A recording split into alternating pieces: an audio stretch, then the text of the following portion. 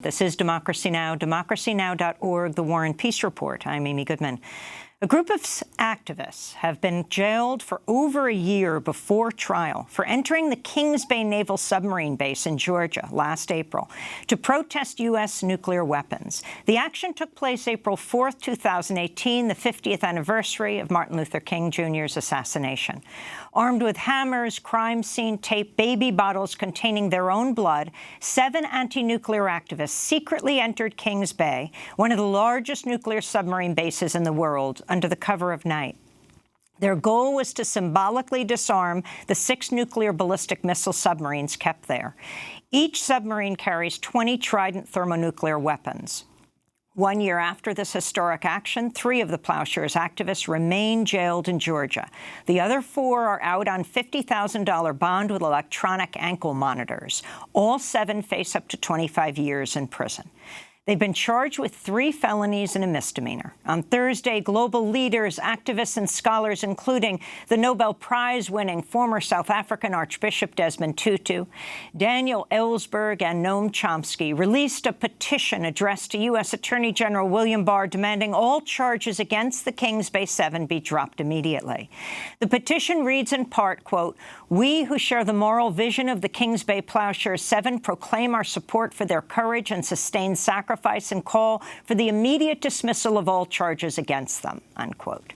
The Kings Bay protest builds on a history of similar anti-nuclear Plowshares actions around the world, beginning in 1980 in King of Prussia, Pennsylvania. That first Plowshares Act was led by the late Father Daniel and Philip Berrigan. Phil's widow, Liz McAllister, is one of the 7 arrested last April. She remains locked up alongside Jesuit priest Stephen Kelly and Mark Colville in Brunswick, Georgia. I recently sat down with the 4 Plowshares activists who are out on bond. Martha Hennessy is the granddaughter of Dorothy Day, the founder of the Catholic Worker Movement. Carmen Trotta helps run the St. Joseph Catholic Worker House here in New York. And Patrick O'Neill is the co-founder of a Catholic Worker House in Garner, North Carolina. Clare Grady is a member of the Ithaca, New York Catholic Worker. They joined us in our New York studio for their first joint interview since being arrested. I started by asking Patrick O'Neill to take us back to that night of April 4th, 2018. Well, the 7 of us cut a lock and got into the naval station, Kings Bay. We had already done our homework. And where is Kings Bay? It's in St. Mary's, Georgia, right on the Florida-Georgia border. And the sub base was the baby of Jimmy Carter. He's the one that brought that nuclear system to southeast Georgia. And so we cut a lock and we went in, and we were together for probably about an hour, and then we split into 3 groups, and we had already planned to go to separate places. So Carmen and Liz McAllister and Steve Kelly went to the bunkers where nuclear warheads are stored. Martha and Claire went to the headquarters of the facility, and Mark Colville and I went to what we call the shrine, but it was actually statues of nuclear weapons surrounded by flags coming up out of the ground, many, many of them. And why did you choose that site to perform this, to engage in this Plowshares action? Well, it seemed absurd that we would have a shrine to nuclear weapons. In North Carolina, where I live, we're taking down Confederate monuments. But here we had monuments, literally phallic monuments, that were actually replicas of weapons of mass destruction surrounded by flags, including the U.S. flag. And I thought, this is the most incredible example of modern-day idolatry we could find, maybe on planet Earth. And it was the responsibility to smash idols. So that's why we went there. And what did you particularly do? You went with... Well, it was Mark Colville and I, and we went to the monument, and I had gotten some hammers from Shea Claiborne from the Simple Way that were made from melted down guns. And I went running up to the monument of the D5 missile, which is the Trident missile that is the most insidious, deadliest weapon ever made in the history of humanity. A first strike, accurate within 100 yards nuclear weapon.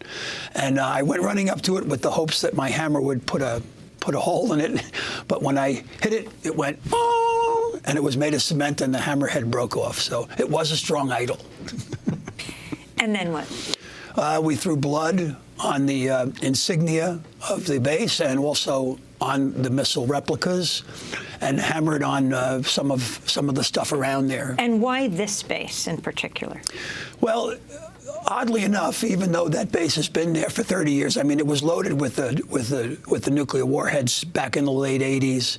There had been a huge action at Cape Canaveral in 1987 when the bombs were being flight tested, and Dr. Spock and it was 5,000 people went down there to oppose the flight testing of the D5 missiles at that time.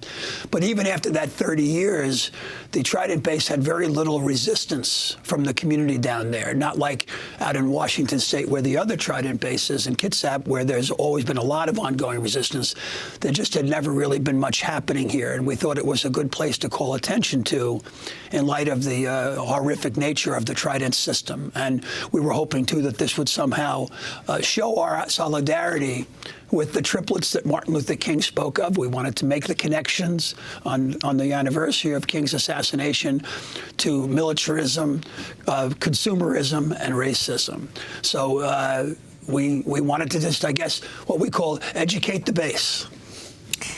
Clare Grady, talk about why you made this decision to engage in this. You faced years in prison. Thanks, Amy.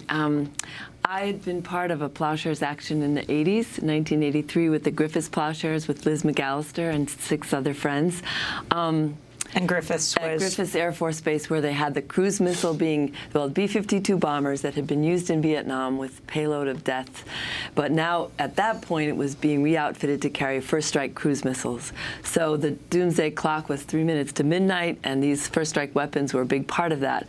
So as a young woman in my 20s, I was very conscious of this, the omnicidal weapons of that time. Now, in 2018, well, last April, the compelling reason for me and that was in Griffiths is in Rome, New York. Griffiths was in Rome, New York. Yes, Griffiths is in Rome, New York. And I lived about an hour and a half from there in Ithaca, New York, in Cayuga territory. How many years did you serve for that action? We were facing the charge of sabotage, which carried 25 years. But we were acquitted of that charge after a 5-week trial, jury trial, and I got a 2-year sentence in federal prison, and I served my time in Alderson, West Virginia, at the women's federal prison. But now I'm 60 years old now, but at this point, I really see and understand how these weapons are not just omnicidal if they're launched. They're deadly now, every day.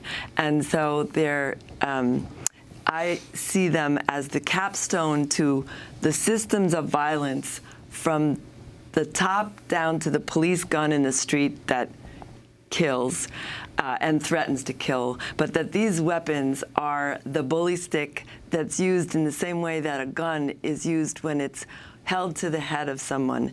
Even if you don't pull that trigger, you're using that gun. So we're using these weapons every day. And I'm not just concerned about if they're launched, but how they're used every day in a way that's, my friend Poco says, to extort. So they are the enforcement mechanism that's necessary to enforce these systems of white supremacy and global capitalism, is how I see it.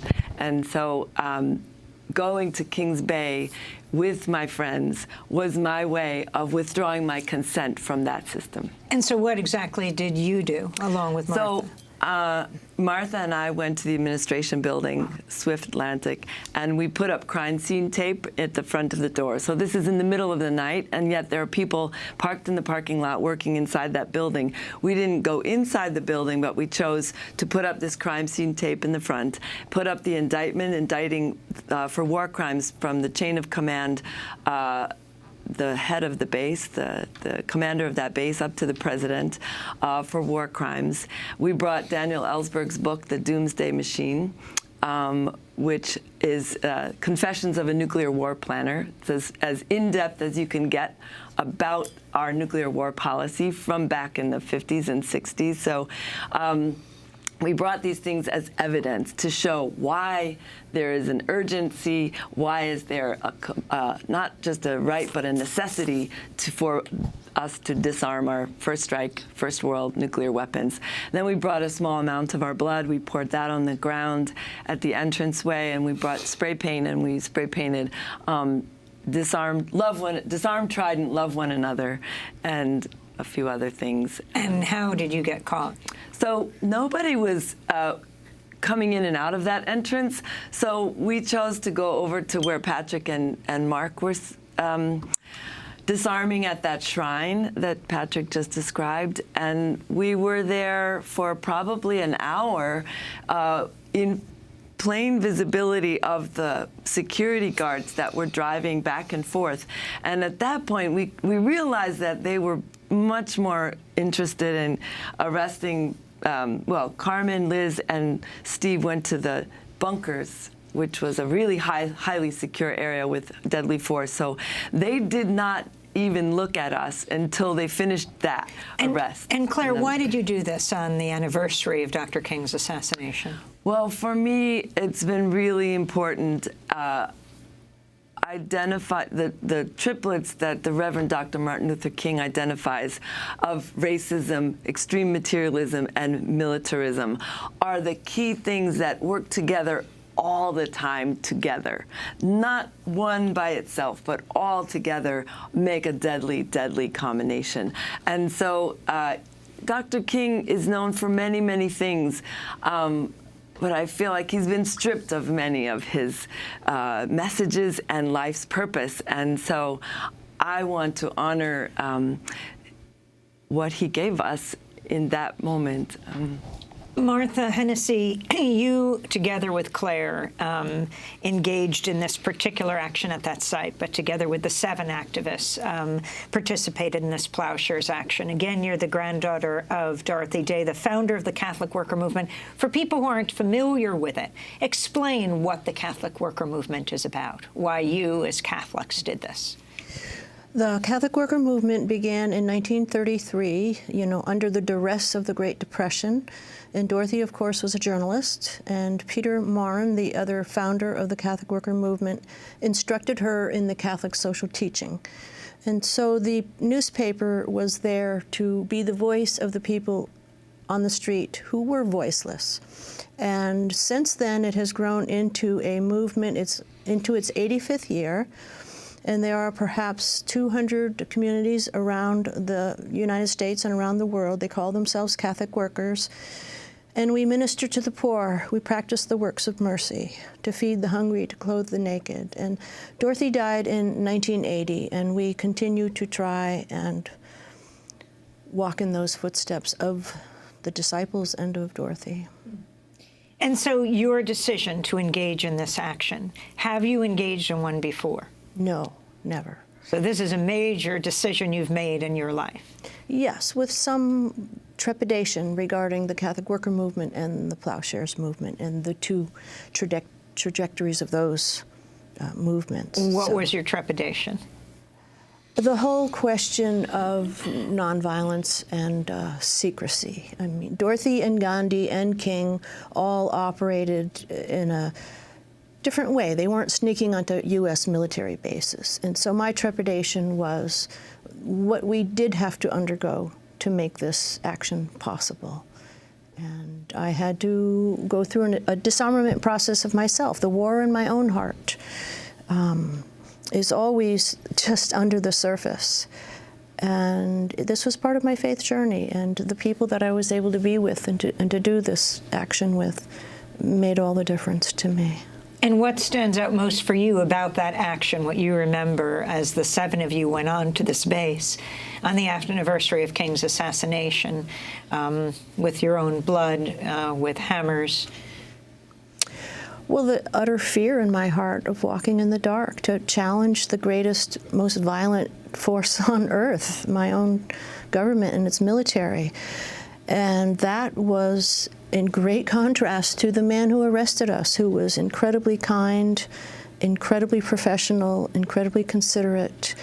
And he even began to tell us about losing a child in its infancy.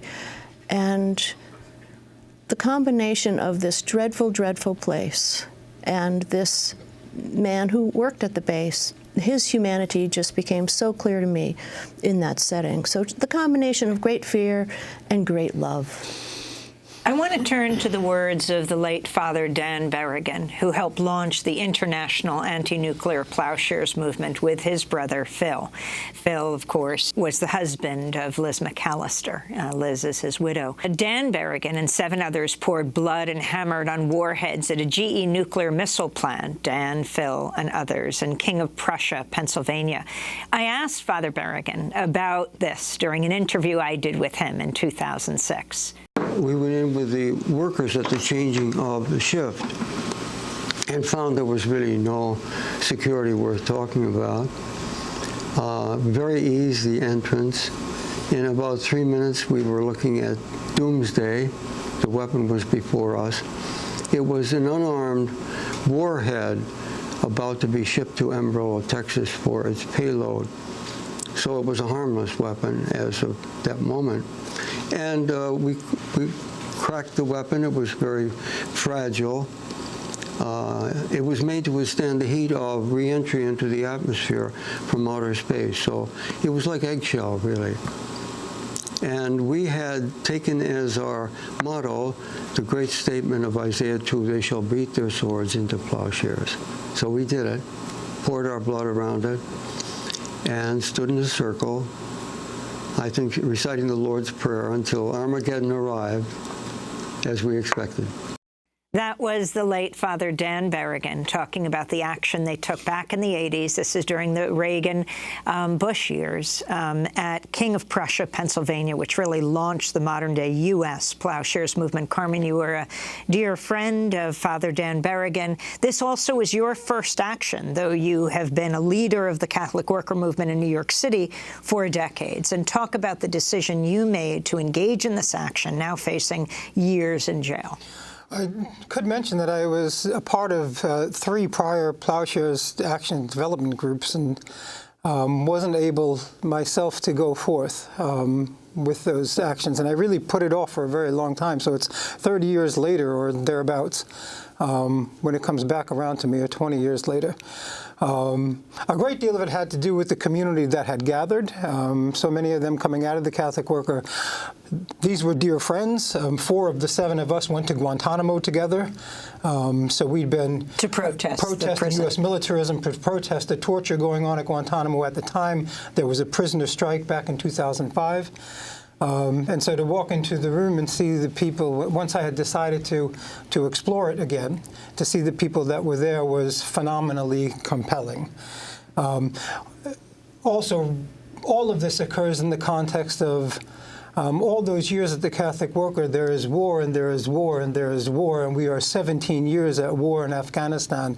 And so all of our work, all of our other protests in the city had been seemingly easily dismissed. Every arrest in the city led to, the only punishment that they gave you was that you went to court 6 times, and they would never actually give you a trial, and then they would dismiss the case. But they made you come to court 6 times over the period of a year. And so this is the taproot of violence, really, the nuclear system. The Berrigans pointed that out pretty early.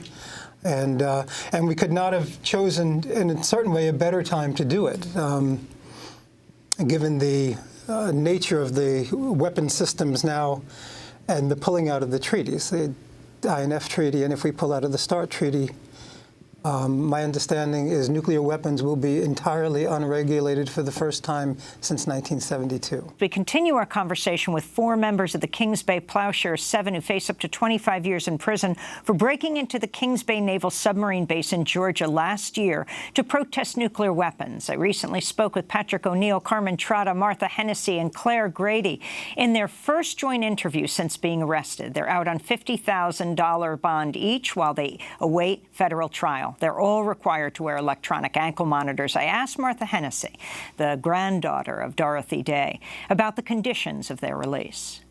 We're all on curfew. We spent the first 2 months on house arrest, and we were only allowed to go out with a schedule dictated by the parole officer related to 5 criteria. And now it's curfew. And I would like to point out that...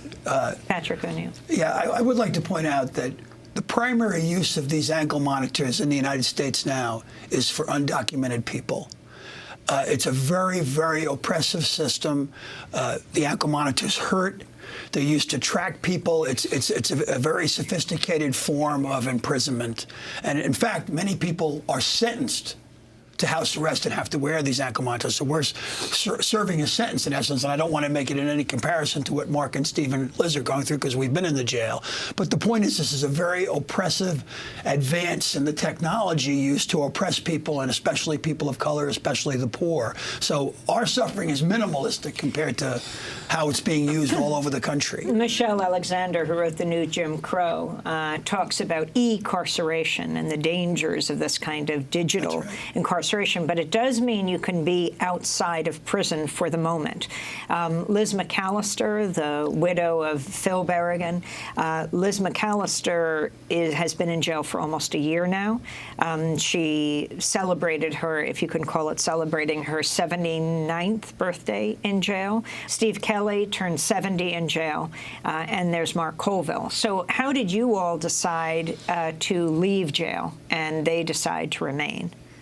Talk about the decision you made. So I very much think, Amy, that the time in jail, time in court, is also part of the witness, just as much as going to Kings Bay.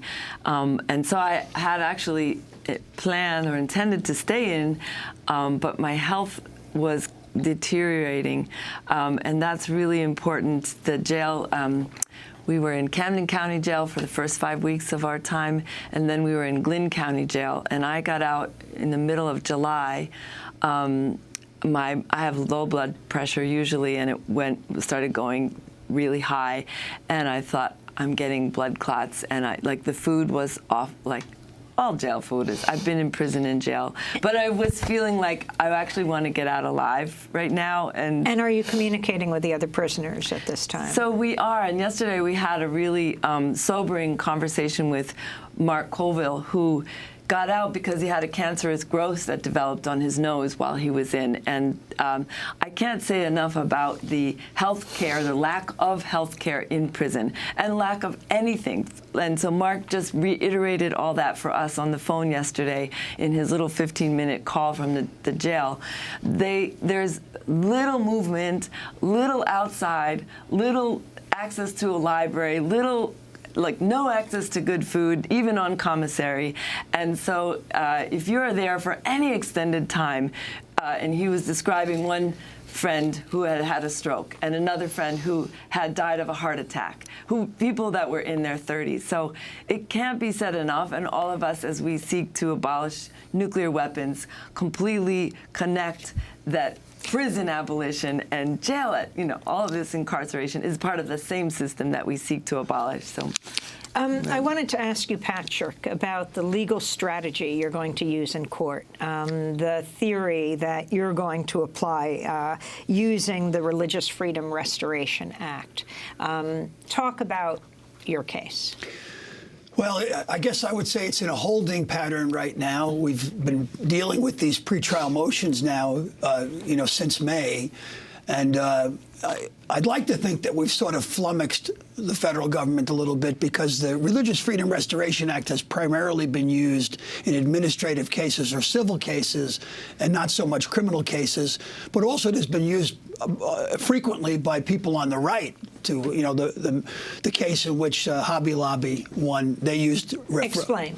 Well, they were challenging Hobby Lobby. The corporation was challenging their that they didn't want to provide insurance for birth control, for example, and they used the Religious Freedom Restoration Act to claim it as a religious right, and they won.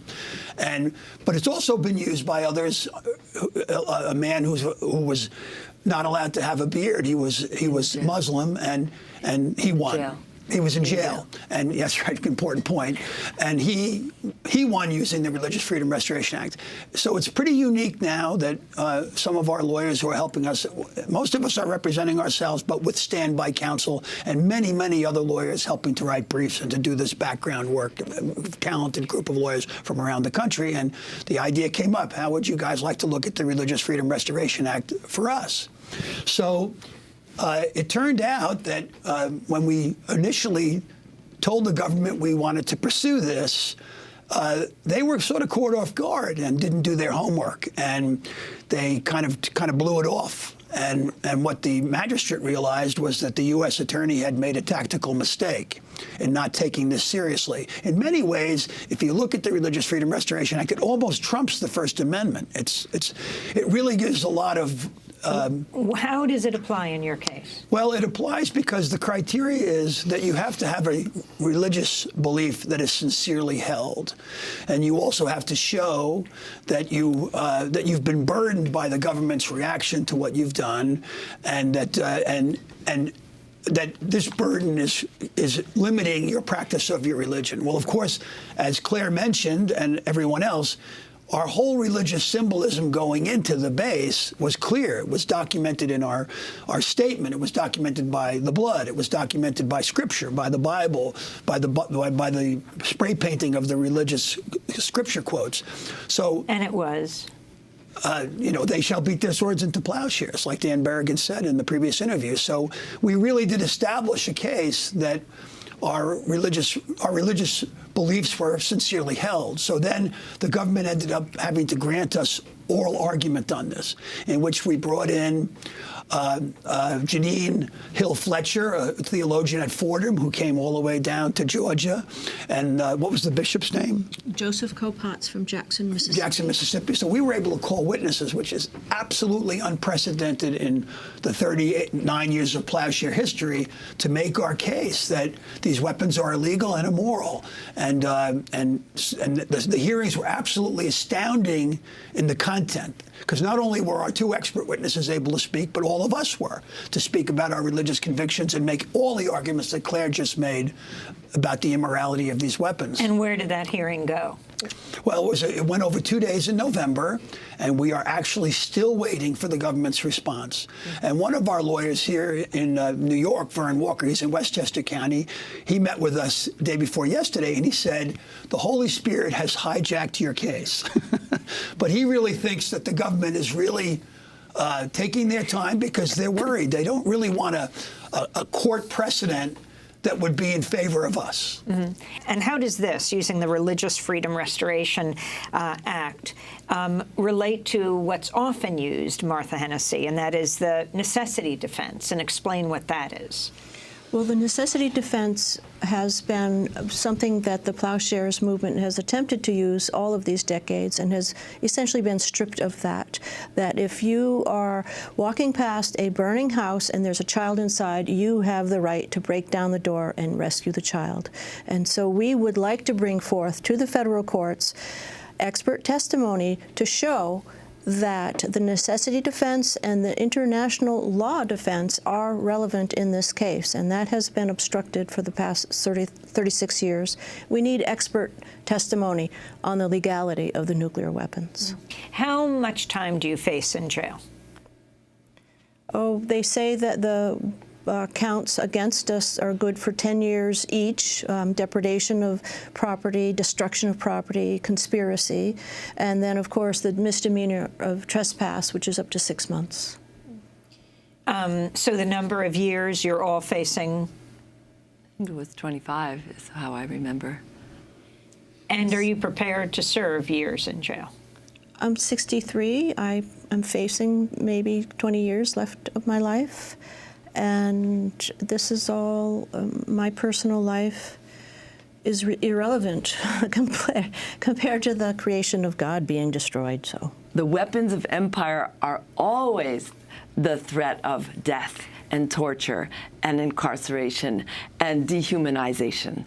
And so when we undertake this as white people of privilege, we are just adding a little tiny bit to what is ongoing of the struggle of people where the doomsday clock has already hit midnight for them, and their children, and their grandchildren, and the earth where they live. But I think that what we want to do, or I want to do, and we want to do, is be invitational to other people with similar privilege to say that we enjoy these privileges. We're not really enjoying it. There's just tremendous cost that comes with all this. But that in stepping over that line and taking that hammer and actually hammering a dent in some of these weapon systems, that they give you this 25-year threat, but you don't know what the outcome is. And that the whole process is to encourage each other to walk in love and not fear. Clare Grady of the Kings Bay Plowshares 7, along with Patrick O'Neill, Carmen Trotta, and Martha Hennessy, whose grandmother, Catholic worker co-founder Dorothy Day, is being considered for sainthood by the Catholic Church. The Kings Bay Plowshares 7 face up to 25 years in prison for entering a U.S. nuclear submarine base last year in Georgia. 3 of their co-defendants remain in jail. The Nobel Peace Prize-winning South African Archbishop Desmond Tutu, Daniel Ellsberg, Noam Chomsky, and others have just backed a global call for charges to be dropped against them. That does it for our show. I'm Amy Goodman. Thanks so much for joining us.